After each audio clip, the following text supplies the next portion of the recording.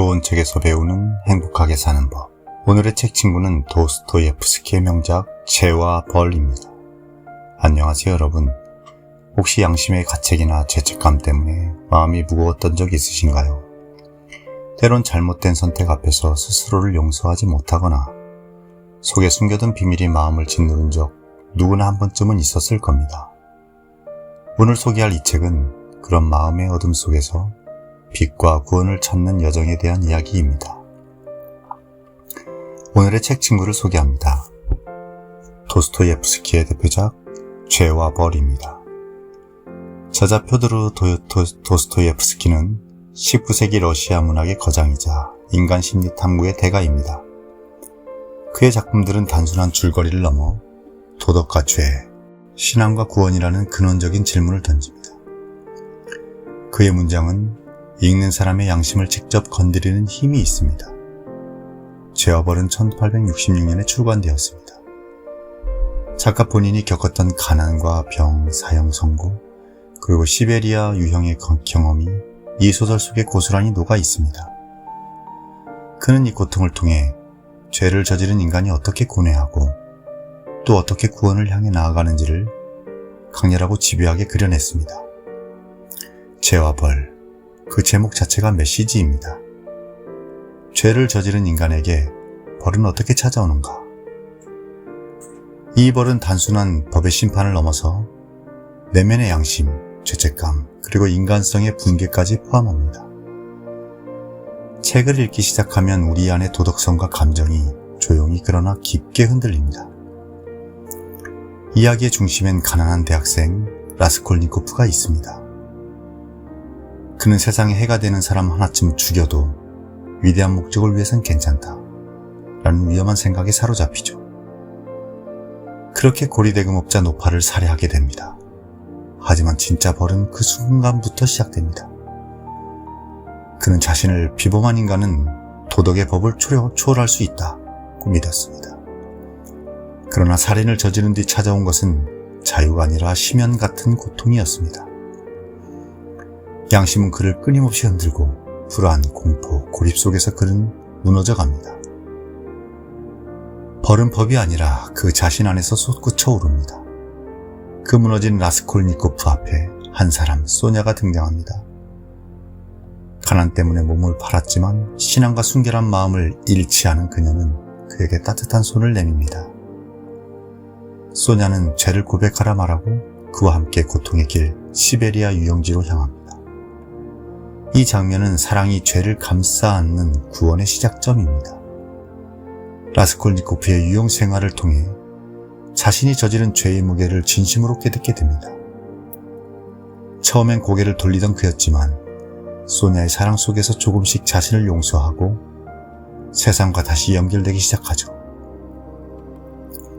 죄로부터의 부활, 이 책은 그 아름다운 고통스러운 과정을 섬세하게 그려냅니다. 죄와 벌은 인간 내면에 숨어있는 죄의식과 고통이 어떻게 파괴를 부르고 또 어떻게 구원의 문을 열 수 있는지를 심오하게 탐구합니다. 이 책은 말합니다. 우리는 누구나 죄를 짓고 또 누구나 다시 일어설 수 있다고요. 이 책엔 깊은 여운을 남기는 문장들이 많지만 그 중에서도 두 가지는 꼭 전해드리고 싶습니다. 바로 라스콜니코프의 두 고백입니다. 첫째는 나는 한 생명을 죽인 것이 아니라 하나의 원리를 죽인 것이다.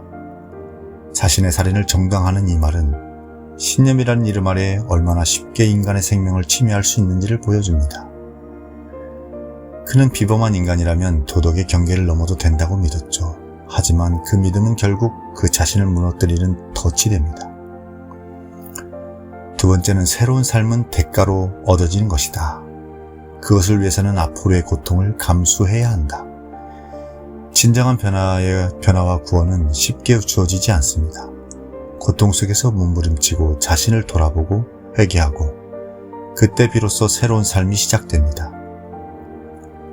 이 문장은 지금 삶이 버겁고 힘든 분들에게 조용한 위로와 용기를 전합니다. 이 책은 단순한 범죄 소설이 아닙니다. 그건 오히려 껍질에 불과하죠. 죄와 벌은 인간이란 존재에 대한 깊고도 무거운 질문을 던지는 철학서이며 고백록이며 회개의 시입니다. 읽을수록 자신의 마음과 마주하게 되는 책입니다.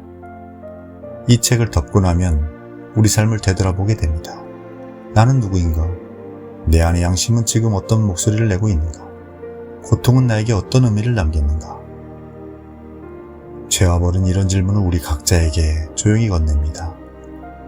양심과 도덕적 책임에 대해 생각해 봅시다. 라스콜니코프는 자신의 사상 속에서 살인을 정당화하려 했지만 결국 무너진 건 그의 내면이었습니다. 우리는 때로 사회의 기준보다 시선보다 자신의 양심을 더 깊이 들여다봐야 합니다. 그것이 우리를 지켜주는 가장 근본적인 힘이니까요. 그리고 고통과 성장의 의미를 묻습니다. 라스콜니코프의 시베리아 유형은 단순한 벌이 아니었습니다.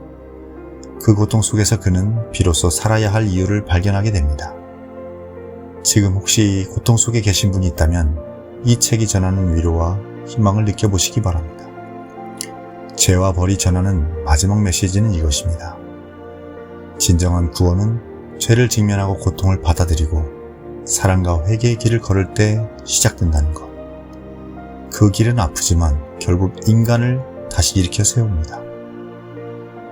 오늘 죄와 벌과 함께한 시간 어떠셨나요? 이 책이 여러분 마음에 깊은 울림과 사색을 남겼기를 바랍니다. 당신에게 죄란 무엇인가요? 벌은 어떤 형태로 다가왔나요? 그리고 지금 회복과 용서라는 길 위에 계신가요? 댓글로 여러분의 생각을 나눠주세요. 다음 주에도 깊이 있는 책과 함께 당신의 마음을 더 따뜻하게 밝혀드리겠습니다. 끝까지 시청해주셔서 감사합니다.